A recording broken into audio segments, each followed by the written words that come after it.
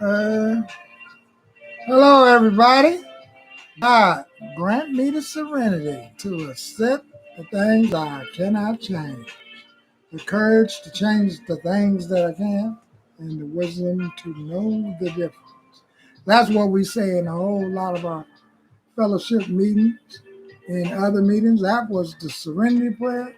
As y'all see on the thumbnail, I got something right up there that's talking about the family afterwards within the 12 steps. 12 steps have 164 pages, and in the personal stories also have some recovery in it.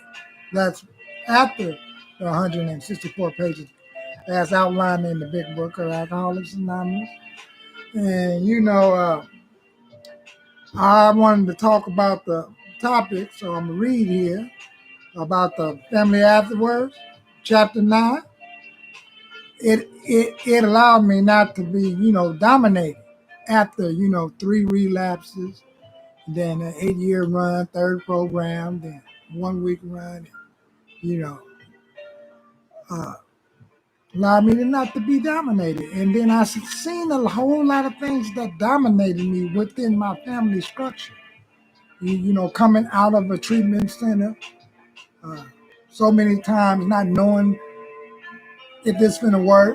But those early times, you start following the ideas and the concepts. Are you running on basically your own way of thinking? You're thinking like on a psychic level, like you can read your family member's mind, and then you start doing things that they want you to do. So, in other words, I'm doing things based on what my family members want me to do, what my friends are having concerns of what I want to do, and then I'm running on things that I want to do. So it's a whole lot of self-will running right in my life. So like I put up here, the family afterwards. What I put on here is a lot of the support group stuff, like that helps out in those areas, like adult children's of alcoholic meetings and stuff, emotional anonymous, and I work in mental health, so they really believe in this trauma informed care. And some of the other people do other kind of care to help in this situation. So in the thumbnail, you see that I put Britney Spears up there, and due to everything that we've been following for over the last, 14 or 13 something years with her. Oh, let me cut the down. 14 and something years with her. It's as if though, those are the sort of things that us newcomers, us us old timers, are just regular individuals right in life go go through when you're dealing with the family member. And like in the family afterwards, because I happen to have my, my dedicated big book here with that circle and that triangle stuff on it. It's still the same. And then I picked the red color because that's the color of what the big book was originally was. So, let me show you what I mean by that, a family afterwards. Why I like page 127 a lot. See, they even have one after that page that talk about the employer. In the chapter before the family afterwards, 8, that is to the why. So so so if you're a female, or if you're a male, you can relate it to your girlfriend, or if you're a female, you can relate it to your husband.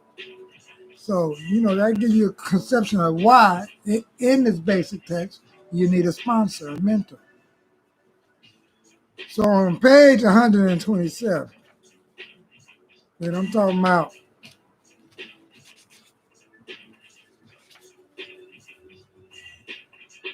like in the second paragraph. And it got some more stuff here because you talk about the children. A whole lot of people in your family have a whole lot of resentments of the harm that you have really caused them. So so I try to think like, wait a minute. Like in mental health, they call that trying to do some wraparound services or something of that nature. But in these anonymous groups, they have Al-Anon groups. Do you know? And those groups are for the family members. Out of those Al-Anon groups, some of the family members saw that they were so much harm, had so much harm within this relationship. Some of them even creep to these adult children's alcoholics uh, meetings. So what it say in the middle of this, it say the head of the house all to remember that he is mainly to blame for the befell in his home. In his home, he can scarcely square the account in his lifetime, but he must see the danger of over concentrating on financial success. And that's the part I always used to say I suffer from the come upness. Dude, uh, uh, when I get sober this time, I'm gonna come up. I'm gonna do it right. I'm gonna stack the bank. I'm gonna get a car. I'm gonna do this, and then I'm letting family members know, friends know. Well, shit. Y'all better be keeping an eye on me. So but they always run to like another relapse. And then after that, it say although financial recovery is on the way, for many of us, we found we could not place money first. For us, material well-being always follow spiritual progress. It never proceeded. See, it never proceeded. And that's when I run to the dictionary. Now the next paragraph say, since the home has suffered more than anything else, it is well that a man exerts himself. He is not likely to get far in the direction if he fails to show unselfishness and love under his roof. See, but I was up under someone else's roof. So that was really hard to deal with. That, that I gotta regroup myself and say, wait a minute, I'm up under your roof. So I'm supposed to follow the same rules that I've learned right in the treatment center and while going through this work.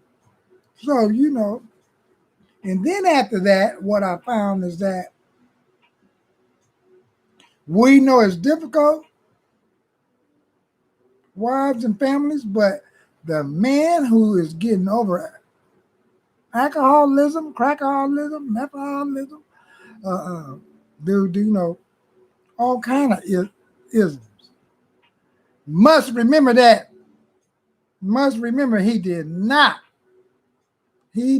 much to make this so. See, I did much to make all these problems happen at the household. So, as each member of a resentful family begins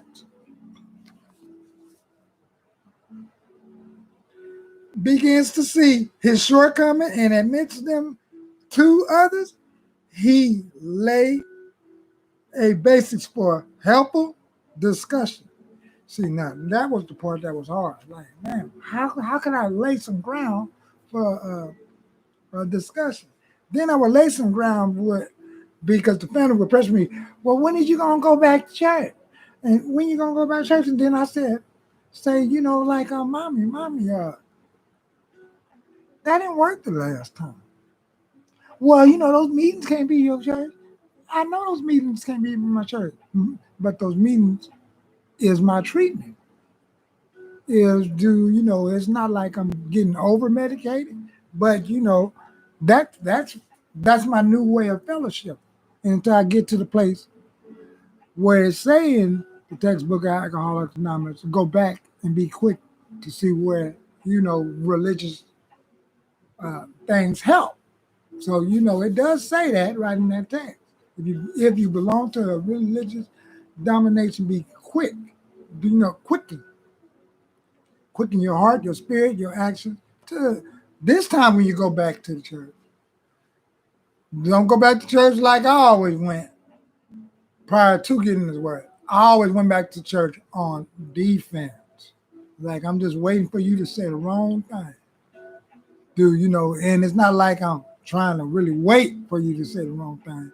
But somewhere in my ears, the pastor or someone would do the wrong thing.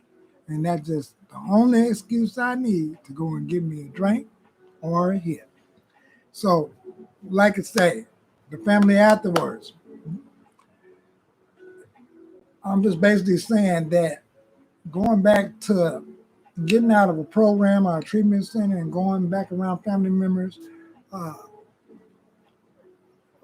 if you're not doing those three sides of the circle and triangle, what it done to me is that it allowed my emotions to be dominated by what I thought they felt or believe what I should do. So I'm live now.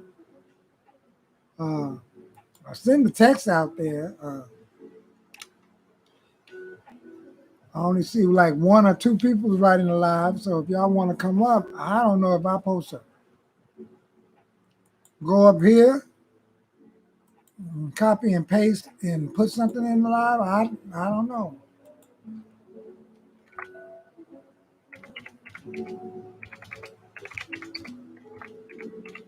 But me, that's what I can say. I do it like that, right? I don't know. Well, let me just do this. Yeah, I text a few people. Let me see if I can do it one more time because, like I said, when it comes to being dominated by, what family members may think, what some of your friends may think, like I said yesterday, right on the R. Kelly video, uh, do like will treatment work? And as I mentioned here, is that basically that the 12 steps always mention things of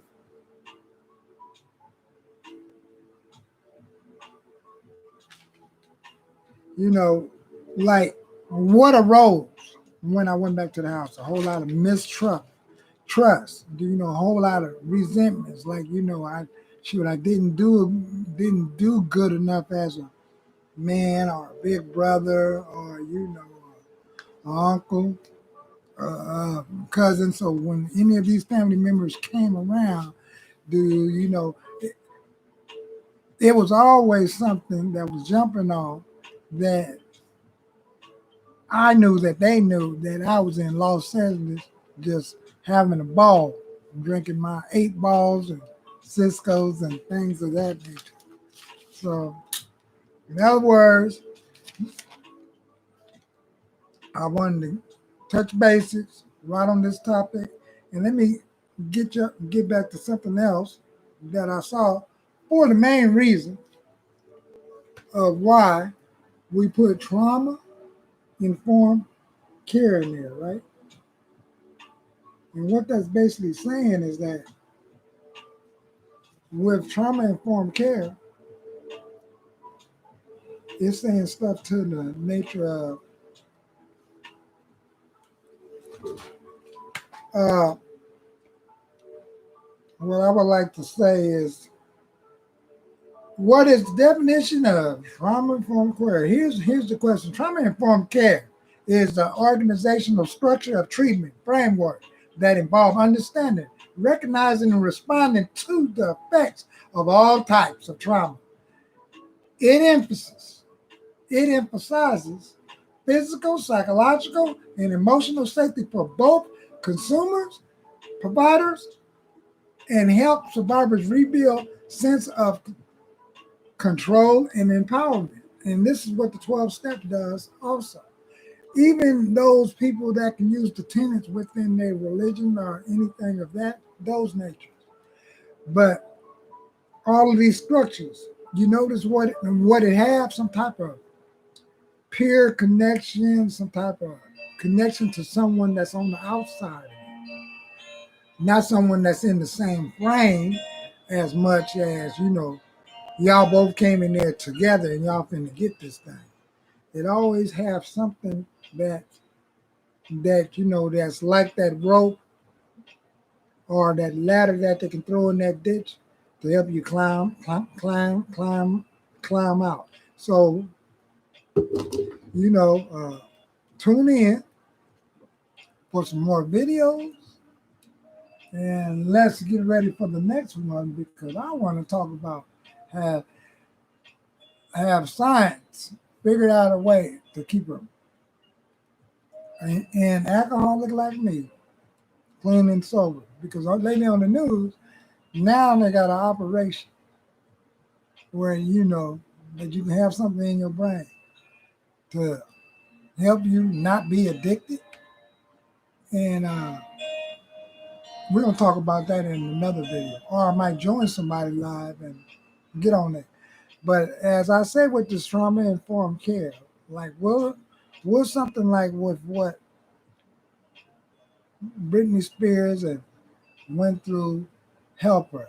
Do she, uh, having a peer support group or some type of group or structure to where or maybe therapy, counseling. Will that be just enough? Because the way the media may put things, you know, every time I went back to the house, it always allowed me to have a chain reaction to. I know what I'm doing. I know, and that's why I put that domestic violence up there. See, because you can be going through some recovery, and then that's what the family afterwards revealed to me is that all because I'm going through the process of recovery, that don't mean everybody else around me is in recovery and is doing recovery. So and with that, that's when you get a chance to see that everybody has like connections of doing some sort of recovery. So I'm always put this up here. So if you know of any family members that's out there, guide them to, adult children of Alcoholics Anonymous meetings. Maybe they might need it. Or, guide them to Emotional Anonymous. These all have 12 steps. But like what helped me with the kind of things that Britney Spears and a whole lot of other people then went through is that family afterwards and that page 127 and really all of the family afterwards touched me to allow me to see that, although I'm sober, uh, I don't have the right to believe that the family members need to be sober just because I'm sober. So, I'm going to try to do the link thing again. There it is. And it's in there. And that's how you join the link. And they have other type of meetings where if you do have financial issues, actually, I know individuals that go to debtor now, meaning that they just buck wild, out of control, got a garage full of stuff that they can sell. And, but with the domestic violence, I always felt pressure when I went back home after getting out of a treatment center because it's like, one more time again, I'm trying to start over something. And I have the family and them directed me, well, when did you gonna go get a job? What kind of job you gonna get? Why why won't you just go down in McDonald's? And then I'm saying, no, I want to go for this job. Well, I need some help. See, all of a sudden everybody needs some help as soon as you get sober. So these are some of the warning signs. And then these are other triggers that, your family members, they don't even know that they even doing this. They don't even know that they scratching you out or putting them under pressure. It's like so imagine I heard all kind of stories right in the rooms of recovery where women was going uh, getting their life together, and all of a sudden the kids start believing that mom and dad, the mama owe them something for all that missed time. So it's like family members will play these manipulation games, like my brothers and sisters did. See, because they miss the time of me being the big brother. So I seen all that in the family afterwards. And I had to learn to regroup myself because, boy, one of my sisters is a quick one. She'll take advantage of that if she feel like, wait a minute. So you gotta create boundaries and structures and let them know that at the same time in recovery, we are really growing back up because of all those times of relapsing. That means maturely, I have not grown up to where I'm starting to get used to handle these emotions that I once got from these family members, and I used to allow them to dominate me, and sooner or later I will relapse. So hopefully on the next show, if I can find that news feed, we and read some more about it because we listen to this in Alcoholics Anonymous a lot. That science one day wants to work on something so we can stay sober. That sounds like, oh, so if science have a cure for alcohol or something like this, you mean I can go back to drinking and I don't have to do no more fellowship? I don't think I would trade. So until then, keep coming back. And like the way I started this broadcast, God, bring me the serenity to accept the things I cannot change and the courage to change the things I can and the wisdom to know the difference. Keep coming back.